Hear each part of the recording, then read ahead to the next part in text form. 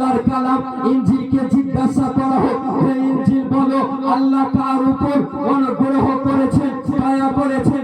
ইনজিল কোনো উত্তর দেয় না। আসুন জাবুরকে জিজ্ঞাসা করা হোক, হে জাবুর বলো মহান আল্লাহ কার উপর অনুগ্রহ করেছেন, দয়া করেছেন? তো জাবুর আপনাকে কোনো উত্তর দেয় না। আসুন তাওরাতকে জিজ্ঞাসা করা হোক, হে তাওরাত বলো আমরা যে 5 ওয়াক্ত আল্লাহর দরবারে দোয়া করি যাদের রাস্তার উপরে চলার জন্য, তাওরাত কোনো উত্তর দেয় না।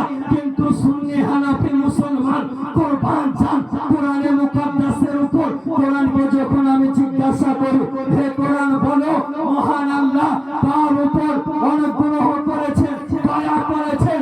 তো কোরআন বলে আল্লাযিনা আনআমাল্লাহু আলাইহিম মিনান নাবিয়্যিনা ওয়াস সিদ্দিকিনা ওয়াস শুহাদাই ওয়াস সালিহিন।